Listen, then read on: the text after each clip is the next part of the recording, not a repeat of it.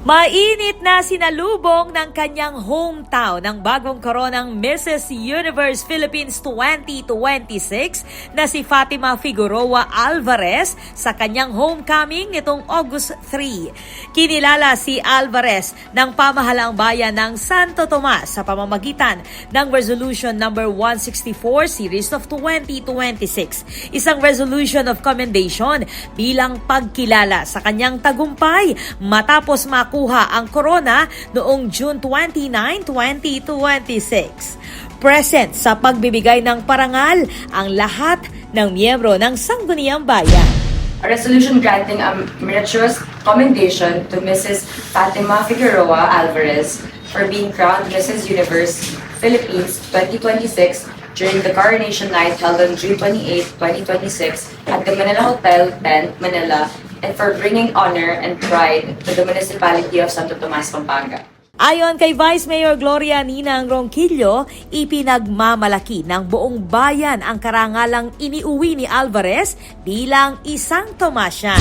Nakaka-proud kasi kakakit mo na nakala mga lago, mga santing ketiking Santo Tomasa niya. Masayang-masaya kami, lalo lang kaming manungkulan.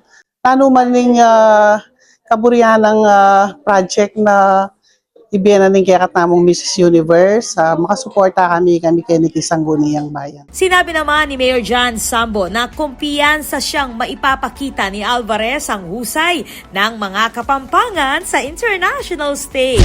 Yung naibigay po niya na karangalan, an honor, no, sa ating Mrs. Universe, Ma'am Fatima, maraming salamat po sa inyo for representing our municipality, no, na Mrs.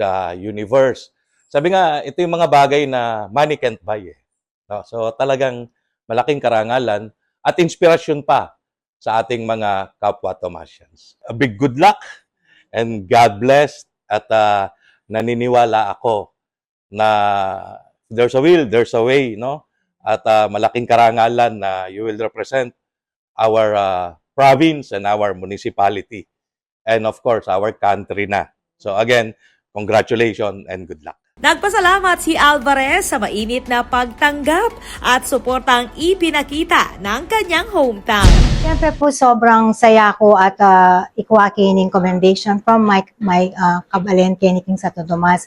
Truly po, inspirasyon la at magikusanang inspirasyon din karen ka na akong kabalen keni, especially ka mga kababaihan. It is indeed a very good support that I got from the province of Pampanga at also especially kening kanakong hometown which is Santo Tomas. Anyaran ko pa rin po yung karilang support king daratang international competition king Sri Lanka to compete for the Mrs. Universe International po, bale, representing the country of Philippines na. Sa kasalukuyan, naghahanda na siya para maging kinatawan ng Pilipinas sa Miss Universe 2026 Finals na gaganapin sa Sri Lanka mula October 18 hanggang 25. Ako po, Patricia Mamangon para King News Force Pampanga. Balitang Tutuking Balen, susuyo.